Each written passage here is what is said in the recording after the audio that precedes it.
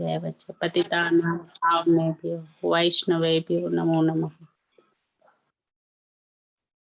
Hare Krishna, dear Vaishnavas. Thank you for allowing me to recite the verses for today. We're doing chapter 5 today.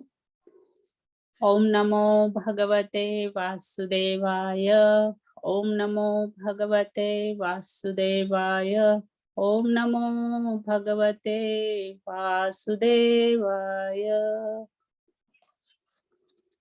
Chapter 5, Karma Yoga, Action in Krishna Consciousness. Text 1. Arjuna Uvacha Sannyasam Karmanam Krishna Punayogam Cha Samshasi Yachreya Etayorekam Tanme Bruhi Sunischitam. Hare Krishna. Arjuna said, "O Krishna, first of all, you ask me to renounce work, and then again you recommend work with devotion. Now, will you kindly tell me definitely which of the two is more beneficial?" Text 2. Shri Bhagavan Uvacha Sannyasah Karma Yogascha Nishreyasa Karavubho Tayostu Karma Sannyasat Karma Yogo Vishishyate. The personality of God had replied, "The renunciation of work and work in devotion are both good for liberation. But of the two, work in devotional service is better than renunciation of work." Text 3. Jneyah sa nitya sannyasi yona dveshti na kankshati nirdvando hi mahabaho sukham bandhat pramuchyate. One who neither hates nor desires the fruits of his activities is known to be always renounced. Such a person, free from all dualities, easily overcomes material bondage and is completely liberated, O mighty Arjuna. Text 4. Sankhya Yoga Pruthak Balaha Pravadanti na Panditaha Ekam Pyasthit Samapyuga Yo Vidante Phalam. Only the ignorant speak of devotional service, karma yoga, as being different from the analytical study of the material world, Sankhya. Those who are actually learned say that he who applies himself well to one of these paths achieves the results of both. Text 5. Yatha Sankhya Prapyate Sthanam Tada Yogairapi Kapnyate Ekam Sankhyan Cha Yogam Cha Yaha Pashyati Sapashyati. One who knows this position reached by means of analytical study can also be attained by devotional service, and who therefore sees analytical study and devotional service to be on the same level sees things as they are. Text 6. Sanyasastu mahabaho dukhamaptu mayogataha yoga yukto munir brahma nachirenadikachati. Merely renouncing all activity yet not engaging in devotional service of the Lord cannot make one happy, but a thoughtful person engaged in devotional service can achieve the supreme without delay. Text 7. Yoga yukto vishuddhatma vijitatma jitendriyaha sarva bhutatma bhutatma kurvanpi na lipyate. One who works in devotion, who is a pure soul, and who controls his mind and senses is dear to everyone, and everyone is dear to him. Though always working, such a man is never entangled. Text 8 and 9. Naiva kinchit karomiti yukto manyet tattvavit pashyan shrunvan sprushnan jignan ashnan gachan swapna swashana pralapan vishrujan guhyan unmashrini mishanmapi indriyani indriyartheshu vartant iti dharayan. A person in the divine consciousness, although engaged in seeing, hearing, touching, smelling, eating, moving about, sleeping, and breathing, always knows within himself that he actually does nothing at all. Because while speaking, evacuating, receiving, or opening or closing his eyes, he always knows that only the material senses are engaged with their objects, and that he is aloof from them. Text 10. Brahmanyadaya karmani sangam tyaktva karoti yaha lipyate na sa papena padmapatramivambasa. One who performs his duty without attachment, surrendering the results onto the Supreme Lord, is unaffected by sinful action, as the lotus leaf is untouched by water. Text 11.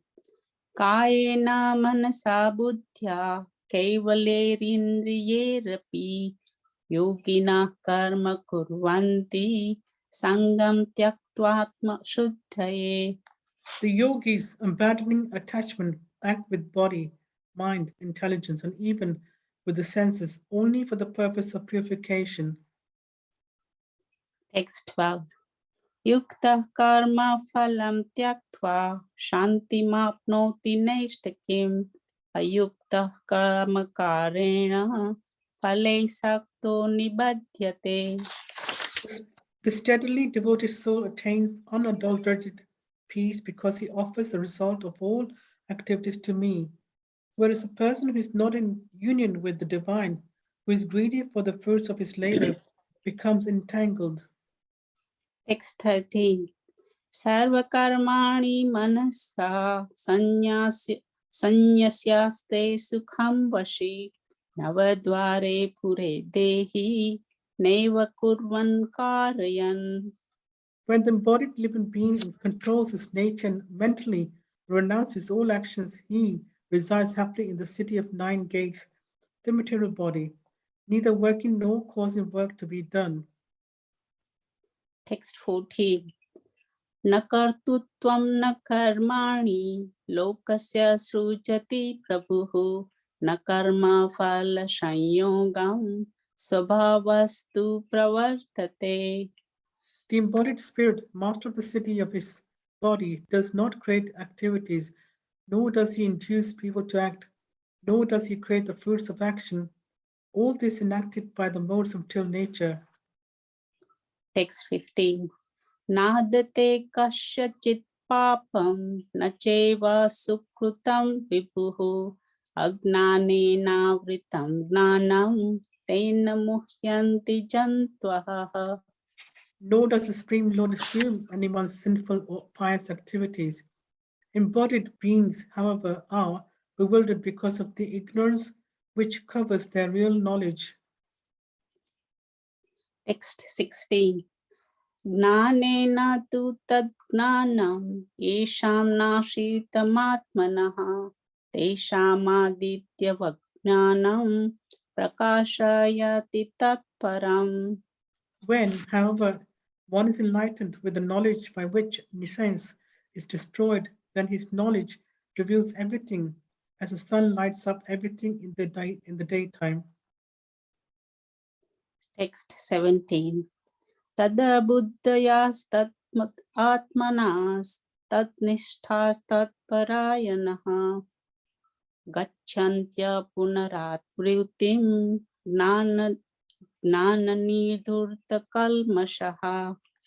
When one's intelligent mind, faith, and refuge are all fixed in the Supreme, then one becomes fully cleansed of misgivings through complete knowledge and thus proceeds straight on the path of liberation. Text 18. Vidya vinaya sampane brahmane gavihastani sunicheva swapake cha pandita sarmadarshinaha. The humble sages, by virtue of true knowledge, see with equal vision a learned and a gentle Brahmana, a cow, an elephant, a dog, and a dog-eater outcast. Text 19. Iheva tejitah sargo yesham samye sthitam manaha Nirdosham hi samam brahma tasmad brahmani te sthitaha. Those whose minds are established in sameness and equanimity have already conquered the conditions of birth and death. They are flawless like Brahman, and thus they are already situated in Brahman. Text 20. न प्रश्येत् प्रियं प्राप्य no द्विजेत् प्राप च प्रियं स्थिरबुद्धिरसम्मूढो ब्रह्मविद ब्रह्मणि स्थितः. A person who neither rejoices upon achieving something pleasant nor laments upon obtaining something unpleasant, who is self intelligent, who is unbewildered, and who knows the science of God is already situated in transcendence. Text 21.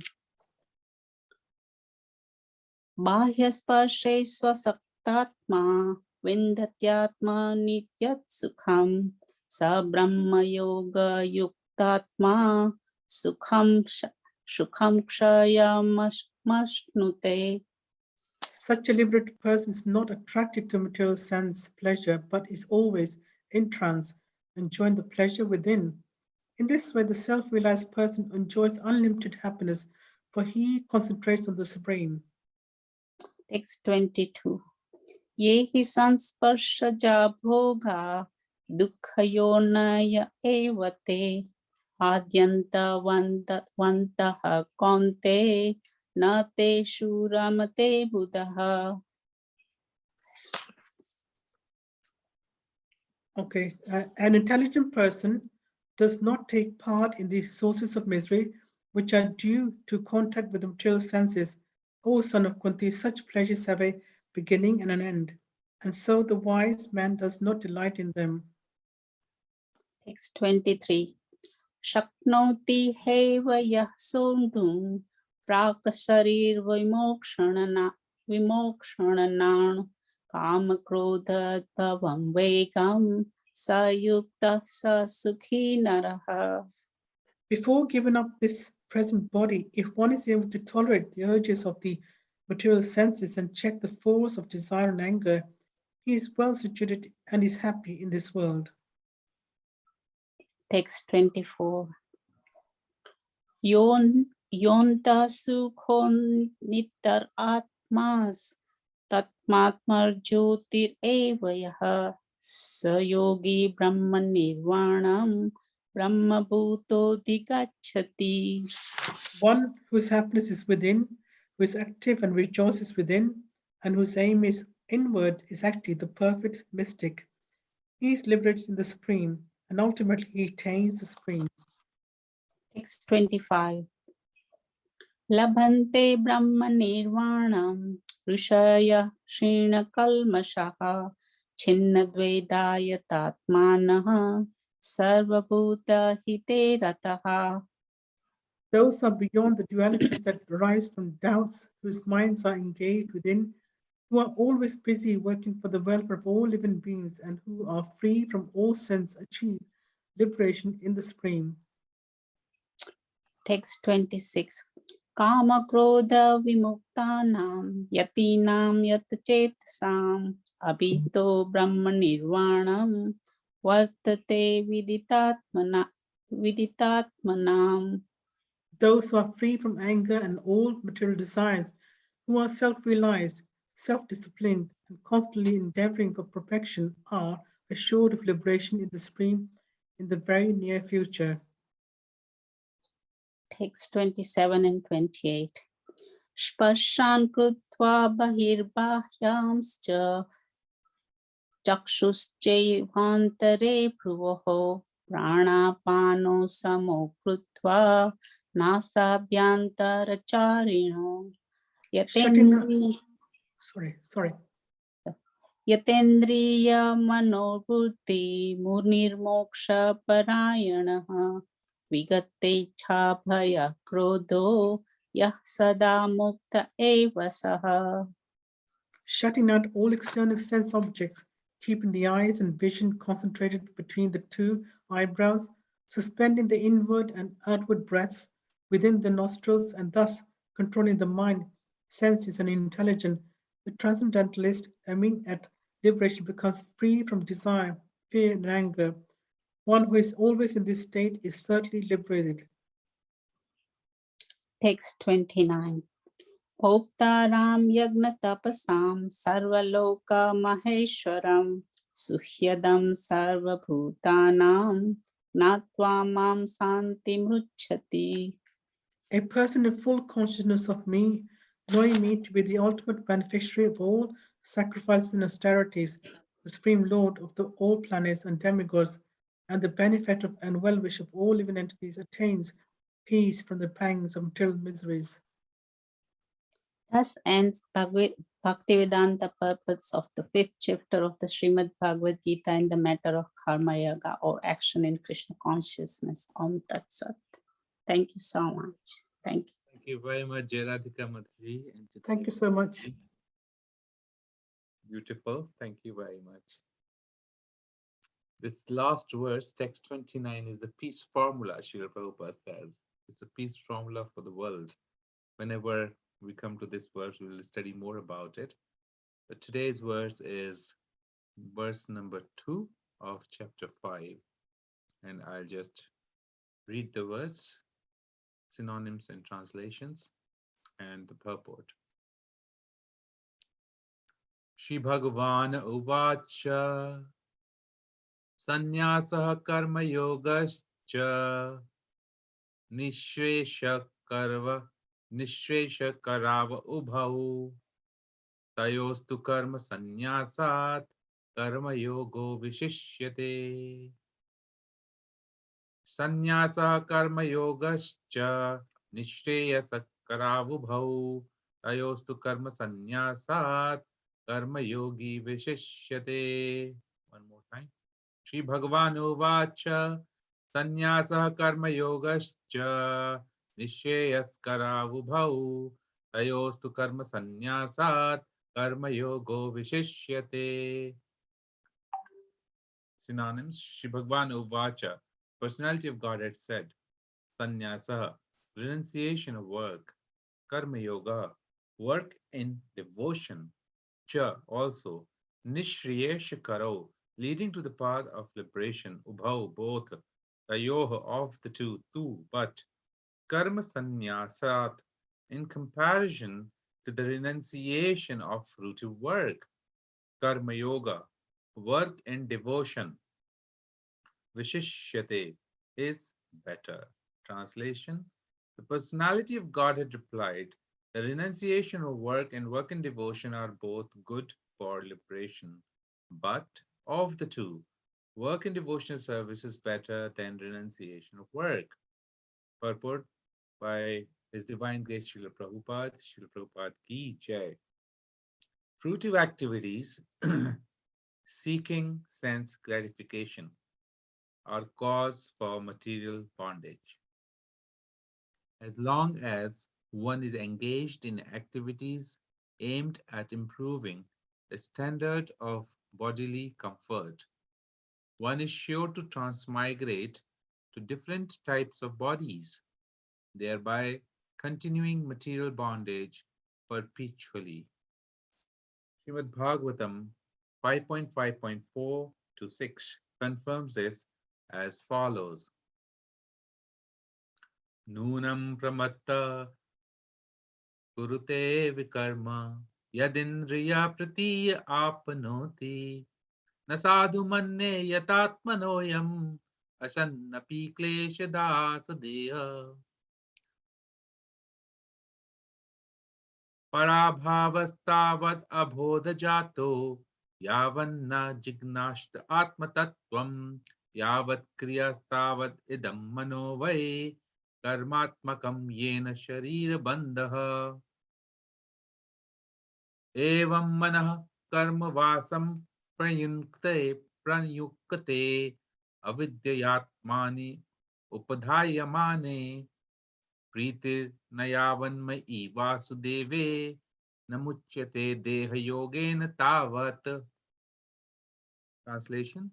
People are mad after sense gratification, and they do not know that his present body, which is full of miseries, is a result of one's fruitive activities in the past. Although this body is temporary, it is always giving one trouble in many ways. Therefore, to act for sense gratification is not good. One is considered to be a failure in life as long as he makes no inquiry about his real identity. As long as he does not know his real identity, he has to work for fruitive results, for sense gratification. And as long as one is engrossed in the consciousness of sense gratification, one has to transmigrate from one body to another. Although the mind may be engrossed in fruitive activities and influenced by ignorance, one must develop a love for devotional service to Vasudeva. Only then can one have the opportunity to get out of the bondage of material existence. Therefore, Gyan, or knowledge that one is not this material body, but spirit soul, is not sufficient for liberation. One has to act in the status of a spirit soul. Otherwise, there is no escape from material bondage. Action in Krishna consciousness is not, however, action on the fruitive platform. Activities performed in full knowledge strengthen one's advancement in real knowledge. Without Krishna consciousness, mere renunciation of fruitive activities does not actually purify the heart of a conditioned soul. As long as heart is not purified, one has to work on the fruitive platform. But action in Krishna consciousness automatically helps one escape the result of fruitive action so that one need not descend to the material platform. Therefore, action in Krishna consciousness is always superior to renunciation, which always entails a risk of falling. Renunciation without Krishna consciousness is incomplete, as is confirmed by Srila Rupa Goswami in Bhakti Rasamrita Sindhu 1.2.258. Prapanchakatya buddhaya harisambandhi vastunaha mumukshubhiha parityago vairagyam falgu kathayate. When persons eager to achieve liberation renounce things related to the Supreme Personality of Godhead, thinking them to be material, their renunciation is called incomplete. Renunciation is complete when it is in the knowledge that everything in existence belongs to the Lord and that no one should claim proprietorship over anything. One should understand that factually nothing belongs to anyone. Then where is the question of renunciation?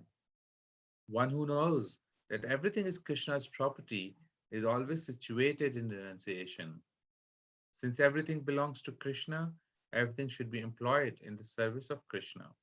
This perfect form of action in Krishna consciousness is far better than any amount of artificial renunciation by a sannyasi of the Mayavadi school.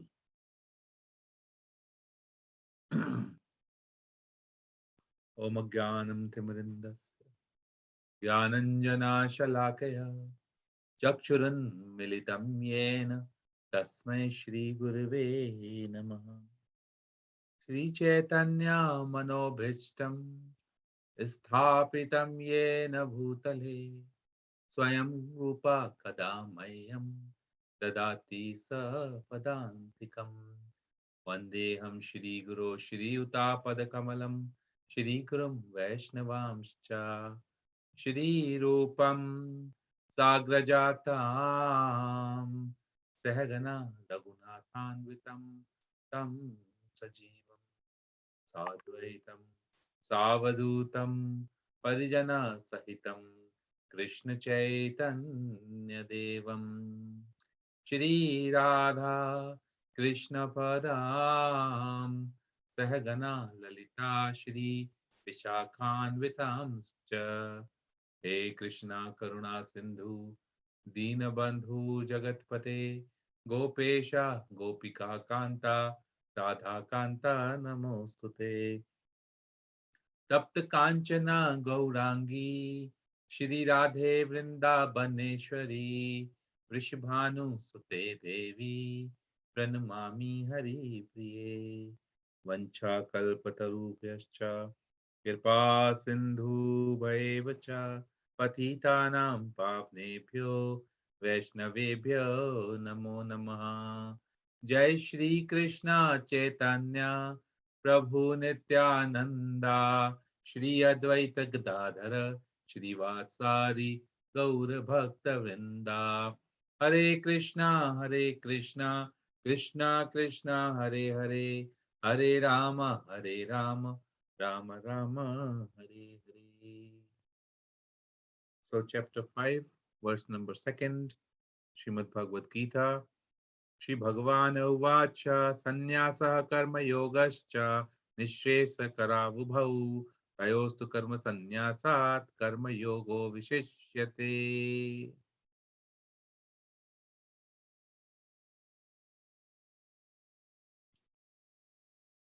Renunciation of work and work in devotion are both good for liberation, but of the two, work in devotional service is better than the renunciation of work. Now we have to understand the conversation that was carried on in chapter 4. So I was referring to this book by His Grace Burijan Prabhu. It says, Surrender unto Me. It's a supplementary book. It's a supplementary book on Bhagavad Gita, and those who are studying Bhakti Shastri, they must be referring to this book. And he has built a very nice context, which I'll perhaps share with you all. And how come that this verse is being spoken at this point in time in chapter 5, where it says Karma Yoga, action in Krishna consciousness? There was also chapter 3, which said Karma Yoga. And this one is Karma Yoga, action in Krishna consciousness. So so in the previous verse, you must have heard yesterday, Arjun is asking this question. You ask me to renounce work, then you ask me to work with devotion. What is it which is beneficial? Please tell me definitely. Tell me one out of these two. What is it that I need to do? Because in chapter 4, Krishna said to Arjuna about action, inaction, and about three kinds of actions. And Krishna also explained to Arjuna, he said, even the intelligent are bewildered in determining what is action and what is inaction. Seemingly very straightforward. Action is certain activity, and inaction is that you don't act. It's as simple as that. But Krishna is explaining that this is very bewildering. And he then says, now I shall explain to you what is action, knowing which you shall be liberated from all misfortunes. Then in 442, he explains that. Therefore, the doubts which have risen in your heart out of ignorance should be slashed by the weapon of knowledge. Sorry, I think I should read 417, I'm sorry. So in 417, Krishna is explaining the intricacies of actions are very hard to understand. Therefore, one should know properly what is action, what is forbidden action, and what inaction is. So karma, akarma, and vikarma. What are these three things? And then he further explains, one who sees inaction in action and action in inaction is intelligent among men, and he is in the transcendental position, although engaged in all sorts of activities. So from here, you see Krishna has given an explanation to Arjuna about the three kinds of activities. And we have heard about it. One is akarma, wherein you work on Krishna conscious platform, wherein when you act in devotion, there is no reactions of that activity. One is karma, wherein you work for fruitive activities, which means your desire is to engage in the sense enjoyment through the fruits of your karmic activities. and that is karma. But the problem with that activity is that it is it is entangling. It gives rise to future births and future deaths of the in the process of transmigration of soul from one body to the another body. Depending upon the karma, one would then receive the resultant fruits, either bad or good. And to go through these results, one has to then take the body, and one has to travel from one place to another, transmigration from one planet to another planet, Brahmand, from one species to another species. And this is where Krishna explained that if I tell you this knowledge, it will take away all your misfortune, because then you'll get the trick of how to get out of this entanglement. So most of the people in this world are not at the platform of akarma, which means activities in Krishna consciousness. They are at the platform of karma, or even worst, vikarma. Vikarma is the activity which is done whimsically. It has no scriptural references, it has no Vedic references. People just do it because they want to do it.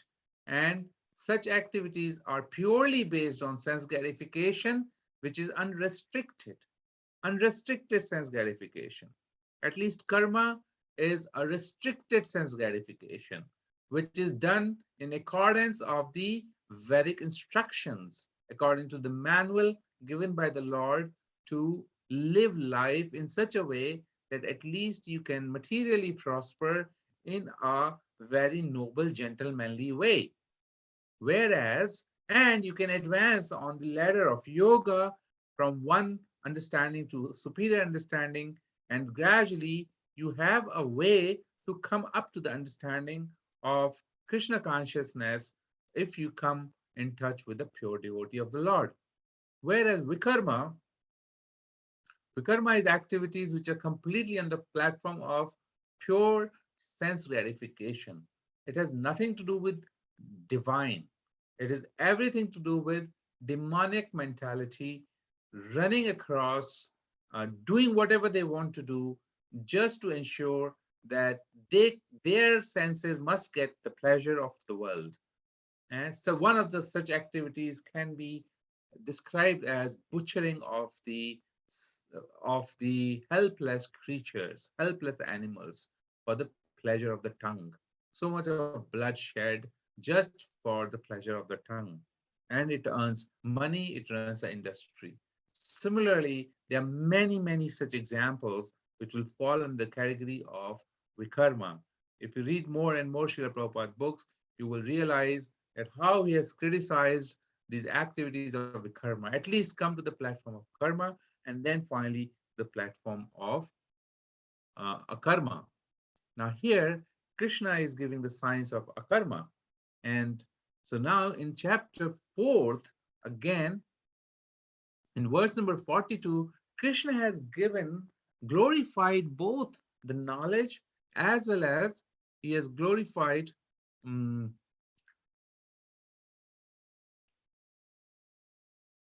he has glorified knowledge, and he's asked Arjun to fight. So when Krishna said in chapter 2 to Arjun, O Dhananjay, keep all abominable activities far distant by devotional service, and in that consciousness surrender unto the Lord. Those who want to enjoy the fruits of their work are misers. This is what Krishna said to Arjun. Now, hearing this particular verse in chapter 2nd, Arjun is naturally thinking that great, Krishna is supporting his vision. Krishna is saying that keep all abominable activities far distant. So he's thinking that getting involved into a ghastly war affair is an abominable activity, and he should keep a distance from the knowledge of renunciation, of devotional service and renunciation. He's thinking it like that because his perspective was still not open up by Krishna. Krishna has still not given him the insight into what actually he meant when he said, uh, devotional service. And so he's thinking that not fighting is the correct thing to do, because I'm going to keep that abominable activity distant. But look, in chapter 4th here, Krishna is saying to him, "Oh mighty, oh armed with yoga, oh Bharat, stand and fight." So in chapter 2nd, he's thinking, I don't need to fight. In chapter 4th, he's thinking, oh, I need to fight. So he's asking this question to Krishna. He's asking this question, Krishna, please explain to me, what is it that I have to do? Do I fight or do I not fight? That was the first verse. You ask me to renounce? Shall I renounce this world, or shall I just work in devotion? What are these two separate things that you're talking about? Hmm? So in chapter 3rd, if you look at Karma Yoga, there also um, Arjun is asking same thing. He's putting forward his confusion. Why do you want me to engage in this ghastly warfare if you think that intelligence is better than fruitive work? And he says very clearly, my intelligence is bewildered by your equivocal instructions. Please tell me decisively which will be most beneficial to me. So you see how this conversation is gradually building up between Krishna and Arjun. And it's coming to a point now. Krishna is answering these questions. In fact, in chapter 3 itself, Krishna gave a bit of hints. He said that everyone is forced to act helplessly according to the qualities he has acquired. And who is responsible for this? He says Prakriti, modes of material nature. Therefore, no one can remain without any action. So the discussion is actually around action, inaction, and um, akarma, vikarma, and karma.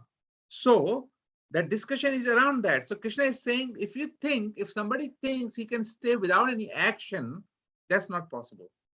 And then he's giving this proof that because there are modes of material nature which are acting upon oneself. In this chapter, 5th also, we were reading one verse where Krishna is clearly describing that how all the activities that one is thinking that he's doing is not actually he is doing, but it's being done or forced by the modes of material nature upon him. Elsewhere, Krishna has also mentioned Prakriti Kriya Marane Gure Karmani Sarvasha Ahankar Vimuratma Kartahamiti Manyate. It is the Prakriti. This Prakriti is actually going to force everybody to act, so much so that Krishna himself says that I am not uh, forced to work by material modes of nature. There's no work prescribed for me in the three planetary systems. In verse number 22 of chapter 3, nor am I in want of anything. Krishna is completely self-satisfied. He does not want anything. He hasn't got any desire to get something from some activities. Nor I have to obtain anything, yet I'm engaged in prescribed duties. So when Krishna is descending as an avatar, or he himself is descending, still he is saying that I'm engaged in activities. Krishna is the Supreme Lord. He doesn't need to do anything. But he's saying that I would still do that because if I don't, then many people will follow my path. For if I ever fail to engage in carefully performing prescribed duties, oh path, certainly all men would follow my path. And then that is not the correct path because they have to still act. And if they don't act, there's no situation that you can stay without acting. So if you go back here in chapter 5, you are asking me to renounce work. So this Krishna is actually he's negating this particular aspect. You cannot renounce work. Even I am working, and all three kinds of works are existing. People are working because of the modes of material nature. They cannot stop to work. So then Krishna explains the next line. The renunciation of work and work in devotion are both good for liberation. I think renunciation of work and work and devotion are both good for liberation, but of the two, work and devotion service is better than renunciation of work. Now we see this is not the first time Krishna is saying this, because here the renunciation of work is mostly referred, if we read Srila Prabhupada's purport, is towards the um, uh, towards those who are renouncing work, thinking that it is not important, although that work could have been utilized or is in relationship with Krishna. In the purport of this particular translation that we just read, it is clearly mentioned here, in which Srila Prabhupada explains that you cannot renounce something which is in relationship with the God. And that he quoted Bhakti Rasamrita Sindhu by Srila Rupa Goswami, Prapanchikatya Buddhaya, Hari Sambandhi Vastuna. Anything, Hari Sambandhi, anything which is in relationship, Sambandhi, with who? Lord Hari, Vastuna, anything. Anything that is in relationship with Lord Hari, Prapanchikatya Buddhya. Such people's renunciation is a monkey renunciation. It's not. It's an incomplete renunciation. When persons eager to achieve liberation renounce things related to Supreme Personality of Godhead, thinking them to be material, their renunciation is incomplete. Mumukshabhiha parityago vairagyam falgu kathayate. This is called false renunciation, incomplete renunciation. So now Krishna is saying that, my dear Arjun, there is renunciation of work and work and devotion. Now, with this verse, we understand that anything which is in relationship with Lord Hari cannot be renounced, which means that anything is in relationship with Lord Hari has to be worked back in the service of Krishna. This is what it means. One who understands that everything belongs to Krishna, everything belongs to Krishna, because Srila Prabhupada has also mentioned that what will you renunciate? What is there for you to renunciate? Do you possess anything at all? That is saying that I'm renouncing. It's like somebody going in front of the bank and saying, from today onwards, I'm renouncing this bank to the world. I'm detached now from the bank. The bank will say, hello, was I belonging to you anyway? How are you declaring this? So, like this, Srila Prabhupada is saying that those who are thinking that I'm going to renounce, um, they're not going to, they're in a false platform. They're on the false platform.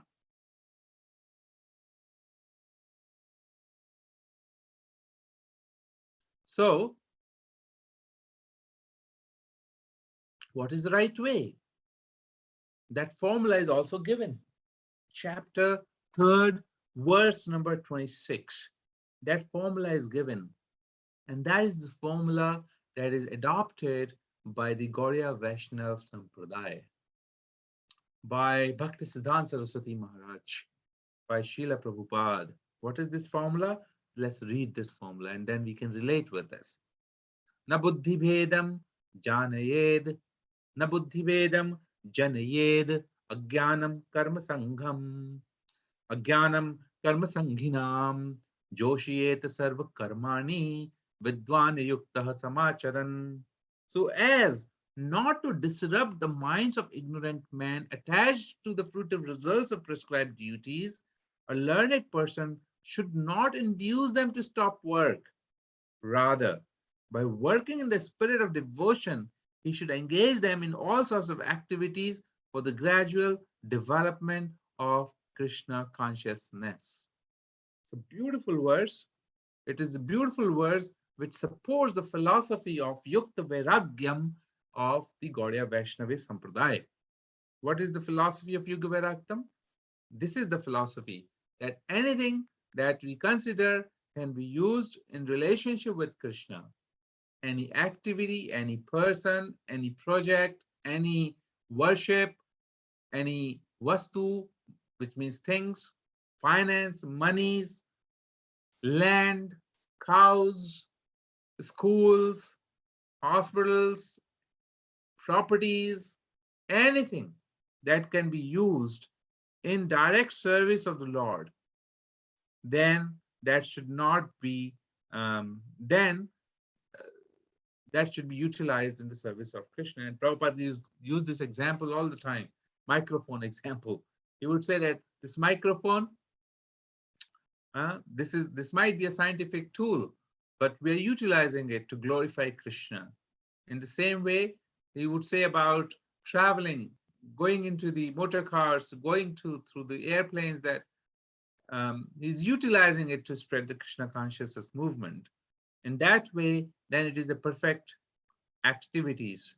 So what is mentioned here by Krishna? Those who are learned, they should not stop people to work. Somebody comes to us, for example, in a neophyte stage. Prabhu, I don't like this world. I really feel that, I must renounce everything. Maybe I'll go to Mayapur, I'll go to Vrindavan and reside in the Dham, and then get rid of all these activities that I'm entangled in, etc. This is the verse that we need to refer to. One should not induce them to stop work, because they will not be able to hold themselves at that platform. They will be forced to work according to their nature. Mother Nature is giving them certain kind of mix of passion, ignorance, and goodness. And that passion, ignorance, and goodness is really is maneuvering their behavior, their thought processes, their desires, their activities, their likingness, their relationship, their choices in life. And because they feel themselves free, but that freedom is not afforded to them.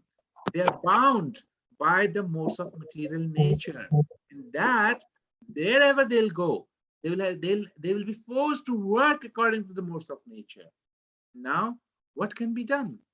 Krishna is saying, if that work that they are doing is done in the spirit of devotion to the Supreme Lord, then that'll purify their heart. That'll purify their heart.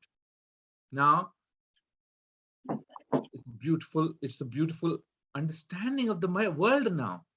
The whole situation or a paradox is changed. If Arjun is able to fight in the spirit of devotion, that particular activity will purify his heart, because it is being done to fulfill the desire of the Supreme Lord. Similarly, if we are engaged in certain activities and we are not fully purified, the proof of that we are not fully purified is that we are still wanting to do those kind of works. And although it might be miserable, but still we are unable to not do them. We'll still end up doing such similar activities, if not that particular activity. So what it means that we'll be forced to work according to our nature, and which means that our heart is not purified. The only way to get your heart purified is through the activities, karma yoga. That is what Krishna is saying here. Karma yoga. You offer that fruit of your karma to me. You offer that karma to me. You offer those desires to me. You offer your life to me gradually by purification of the heart. And that is a perfect renunciation. But if you think that you will not renounce, you will renounce and you will not do any activity, in that case, your heart will not get purified, because you're not going to do any action, no activity. Then you will still be holding your nature, which is given to you by material modes of nature. And therefore, in your externally, you will feel or perceived as renounced, but internally, your heart will not be purified. And that, with that unpurified heart, you will be forced to take birth again and again, again and again. And in this particular chapter, 54th verse of chapter 11th, this is beautiful verse where Krishna is saying, my dear Arjun, only by undivided devotional service can I be understood as I am. You see, I've come to chapter 11. This is far from chapter 5. So now here Krishna is declaring, Krishna is giving this final proof to Arjun that only by undivided devotional service can I be understood as I am. There's no power in the world apart from devotional service to Krishna, apart from bhakti, that one can understand Krishna as he is, standing before you and can thus be seen directly. Only in this way can you enter into the mysteries of my understanding. When Bhishma Pitama was on the battlefield, nobody knew how to kill Bhishma Pitama. How will this um, um, warrior who is invincible? So how is this invincible warrior be overpowered? And how do we lay him down on the ground? There's no power in the world who can do that. So then Yudhishthir Maharaj and his brothers went to Bhishma Pitama, folded hands, and approached very humbly.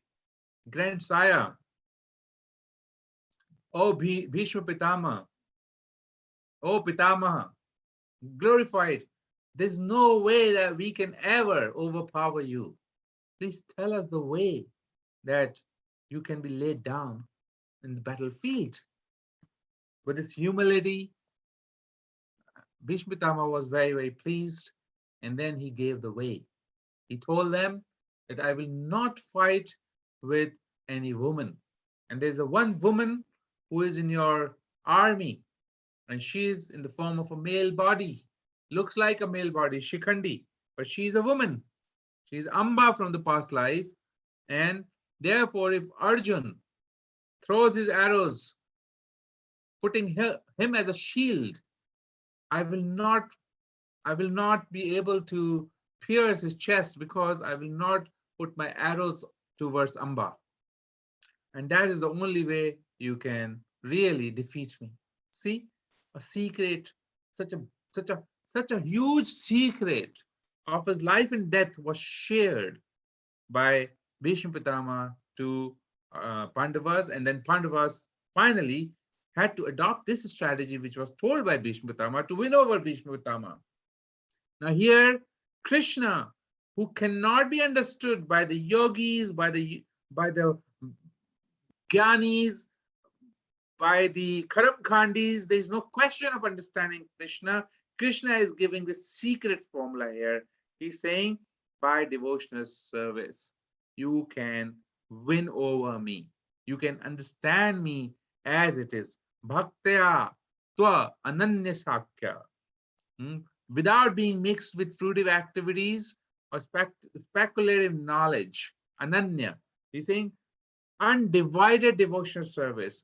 And then you can just understand me. You will understand everything about me. You will deep dive into the mysteries of who I am. And also he's saying, my devotees may or may not know exactly what I am, who I am, how I exist. But if they worship me with unalloyed love, then I consider them to be the best of devotees. You see, this is Srimad Bhagavatam 11.11.33, where Krishna is declaring this. And then he's also saying, Tesham satata yuktanam bhajatam priti purvakam dadami buddhi yogam tam.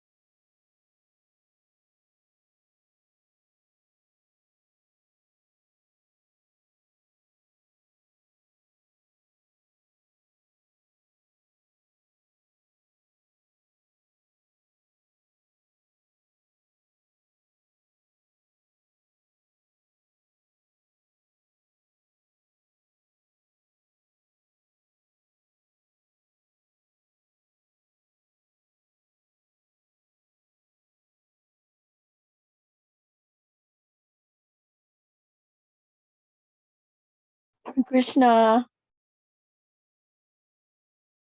Is it still on? Hare Krishna, can't hear. What's happened? Seem to have lost contact. Yeah. Hare Krishna. Oh, Hare Krishna, you there?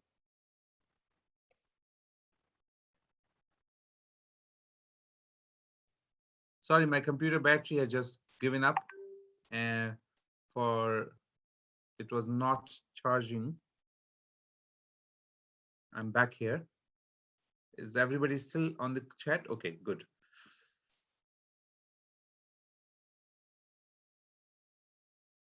Okay, I'm no more host on this. So I'll just finish where I was. So Krishna says that those who are constantly devoted to serving me with love, I give the understanding by which they can come to me. Tesham satatamiktanam bhajatam priti purvakam dadami buddhi yogam tam yena mamupayanti te. And he's also saying, by those who worship me, giving up all their activities unto me, being devoted to me without deviation, engaged in devotional service, always meditating upon me, having their minds fixed upon me, O son of Pratap, for them, I'm the swift deliverer from the ocean of birth and death. This is chapter 12, verse number 6 to 7. And this Krishna is declaring this so boldly that he's saying, I'm the swift deliverer from the ocean of birth and death. You see how Krishna is building it step by step by step. He's starting from the Karma Yoga, and he's building it up to Karma Yoga in action, and he builds up to the devotion in chapter 9 and 10. And then in chapter 12, he's very boldly declaring this, that if somebody is worshiping me, giving up all their activities unto me. So look, he's still talking about activities. He's not saying inaction at all. He's saying you do activities. So Krishna consciousness is not sentimental program. It is a practical approach to reach out to Krishna. It is practical. It is full of activities from Mangala Arti to the Shayan Arti. It is full of practical applications of deity worship, of gaining the knowledge, of association, of dancing, singing, reading scriptures. And also, if we can live in a farm community setup, then there is a proper understanding of one ashram system and living with the herds, the cows, beautiful pets of Krishna. So like this, time is now running out, and I would like to stop discussing this particular verse, but this verse has really opened our gateway to many more verses and understanding of where Krishna is coming from, what is Krishna trying to deliver us, and where is it that Krishna wants to take us, with a lot of promises that Krishna is giving us, and therefore that should help us to build our trust and faith in the process of Krishna consciousness that is very mercifully awarded to us by His Divine Grace, Srila Prabhupada Ki Jai. So if anybody has any question, comment, please, we can have them now. Hare Krishna, Prabhu. Yes, Suli Mataji. I was interested in the renunciation and the activities. Does it include working for a living? Because you also mentioned about one can perform the level of devotional service. Does that mean that person doesn't have to renounce? Okay, so there are two ways we can look at this question, and it's a very practical question, Mataji. One way of looking at is that I'm not taking your situation or anybody's situation. I'm just saying that can one live without without doing work? Even for maintaining your body, Krishna mentions in that particular verse, I still remember, Krishna mentions even for maintaining your body, one has to work. So work has to be done. We can't not work, whether I'm going to a job, whether I'm working in an office or somewhere else. I have to work, maintain myself. Now, how do I purify myself in that situation? What is the best of the worst bargain? That I start offering the fruits of that work for devotion, for expressing my devotion to Krishna. And that way, the fruits of that work is uh, first thing first is the salary that I receive, wages that I receive. So can I use this money in the service of Krishna by offering bhoga to Krishna, by offering flowers to Krishna, by calling Krishna's devotees at home, having nice prasadam, serving prasadam to them, by giving some whatever donations I can give for the project work that is associated with Krishna consciousness. So that's one type of activity. Second, I still do I have time left from work? Then I can utilize my intelligence to worship Krishna through his scriptures. And that way I can study a lot of scriptures and come to sanghas. And thirdly, I have a relationship that I develop all around me when I'm working, wherever I'm working. How can now I sing and glorify Krishna if it is favorable situation for me to do that? So that way, as we keep doing this, what will happen? Our heart will get purified. What does it mean when we say heart will get purified? Our heart will get released from the modes of nature, which means if Rajogun and Tamogun was holding us tight, they will release us, release the soul from the prison of or the bondage of these modes. And it will take us to mode of goodness, which is more relaxing, which is more enduring, which is more peaceful, calm, happy. And in that situation, we will be able to further accelerate our devotional service. And just by doing step by step, steadily, either within this lifetime, if we are very, very fortunate, we should be able to come out of this miseries of the world. And our heart should be completely purified with no fear of death, no anger, and no fruitive desires. These are three things Krishna mentioned in the last verse of this chapter. These in the second last or last, yeah, second last, where he's saying that you would get rid of all these things in your life. So, so this is the way. So step number one, should I leave the work? No, please don't leave the work. Do the work. If it's too much coming in your way of devotional service, find a conducive work. But even if it is very difficult work, if we have faith in Krishna consciousness, we utilize that result in Krishna conscious activities, then we are guaranteed to be taken, promoted to the next level. And that next level will be that we'll be relieved from the material miseries and will be more favorable. Time will be created for us to perform more devotional activities. Step by step, we can reach to the highest platform of Krishna consciousness. But this is the beginning. Is that satisfactory, Julie Mataji? Hare Krishna, but what about the renunciation? How does it connect with it? Because you can get engrossed in Krishna service through your activities, and yes, you can be very sincere. Is it equal to renunciation, or is it Yes. a part? So Krishna says in chapter 18, if we read, we were doing this chapter some time ago, that what is real renunciation? Real renunciation, is it renunciation of work? Is it renunciation to the fruits of the work? And what is it actually? So Krishna mentioned that one who renounces the fruits of the work, that is the real renunciation, which means you are not attached to the fruits of the work. You are not even attached to the work, but you will still perform work in such a way that you can offer the fruits of the work to Krishna. And that is real renunciation. False renunciation, we just read this sloka, wherein it is mentioned that if you're working with understanding that this can be utilized for Krishna, but you're renouncing it, you're not doing it, then that is false renunciation. For example, it's a false renunciation. I have desire to work, and I know that if I work and I will be forced to work by modes of nature, whether I like it or not, then that money can be utilized for Krishna consciousness. Then prematurely leaving that work, wherein my heart is still not purified. I have desires in my heart to enjoy whatever I want to enjoy. Whether I cannot enjoy, that's a different point. But that desire, that ambition is there. So that's not purified yet. So if I prematurely renounce and say, okay, I'm not going to work now, then after some time, I'll fall back into those kind of activities again. I will not be able to sustain that temporary renunciation or incomplete renunciation. The best thing is that I keep working and utilize that result into the service of Krishna. That is a good renunciation, because now you're utilizing, you're not attached to the results. You're giving that result to Krishna and activities of Krishna consciousness. And as per the definition given earlier, not attached to the result is a better renunciation, is a good renunciation. according to Krishna. Thank you, Prabhuji. That's a lot clearer. Thank you. Haribol. Hare Krishna. Hare Krishna Prabhuji, my humble obeisances to you.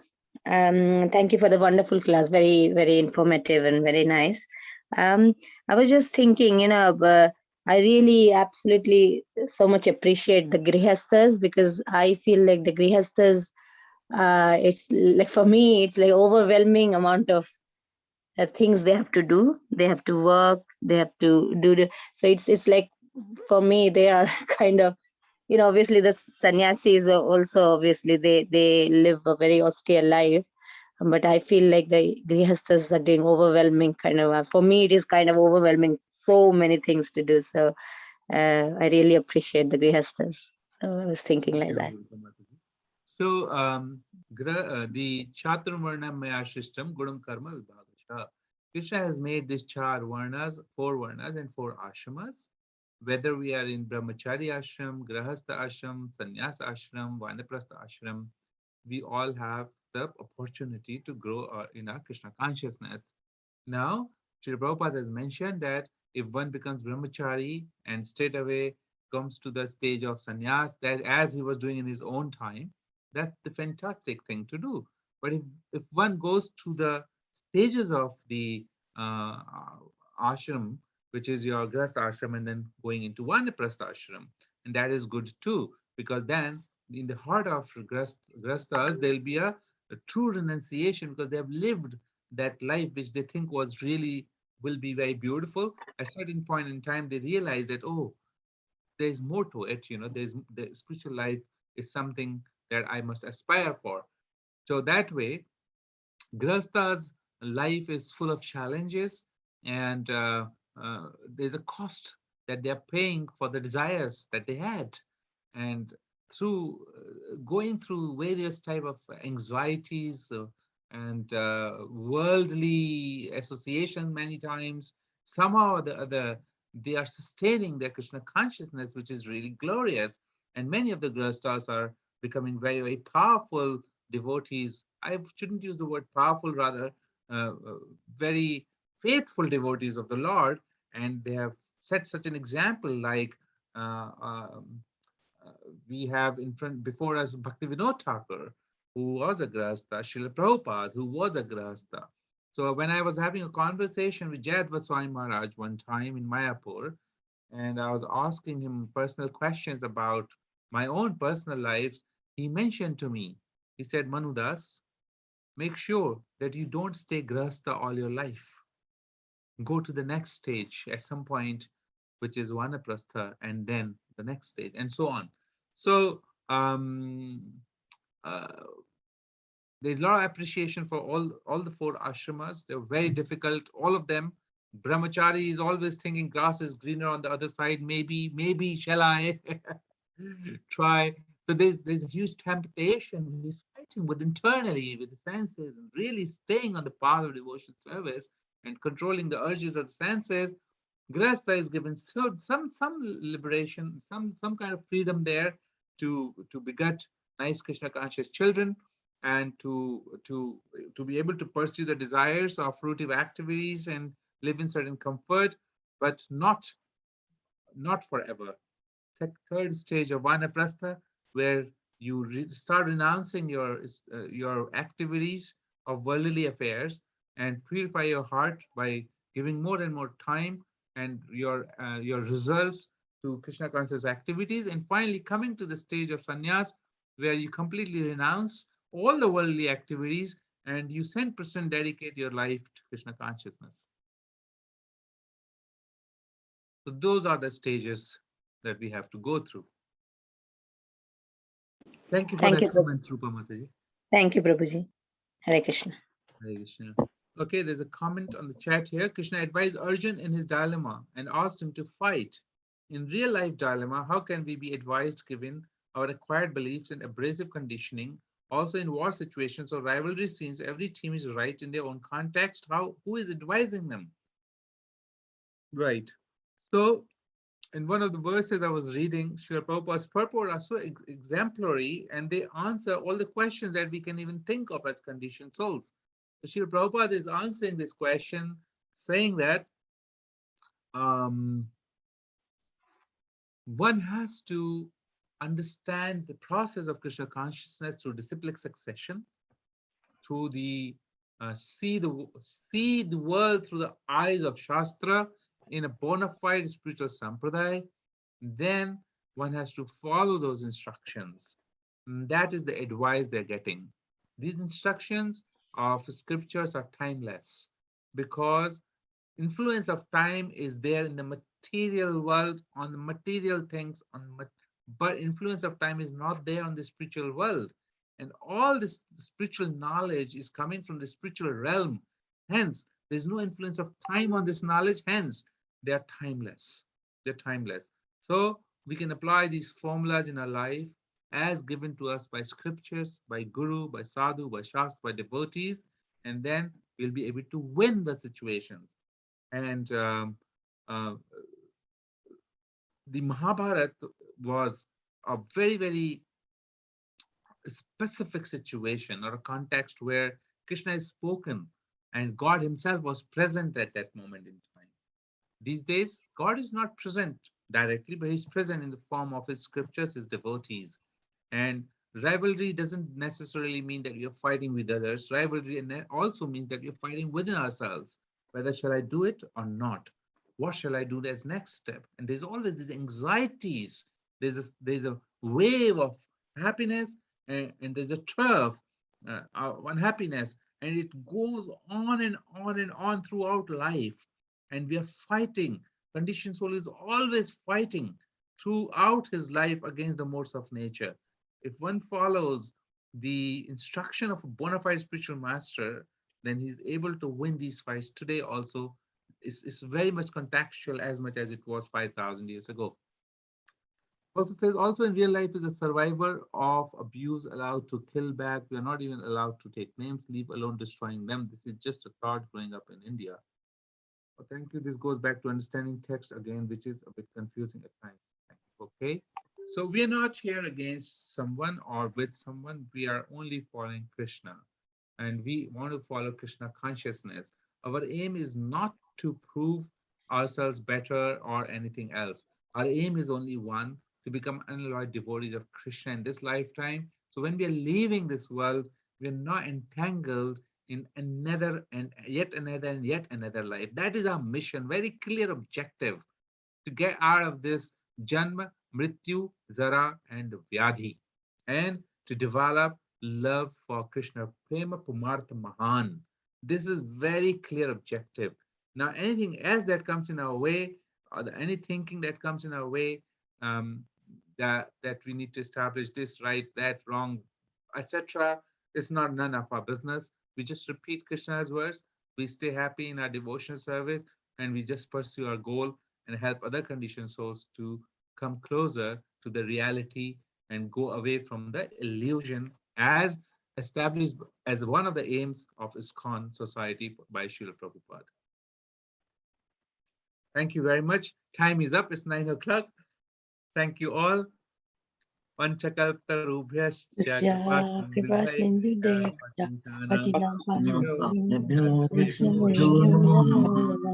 Hare Krishna, Krishna Hare Krishna, Krishna Krishna Hare Hare, Hare Rama, Hare Rama, Hare Rama, Rama Rama, Hare Hare. Prabhuji.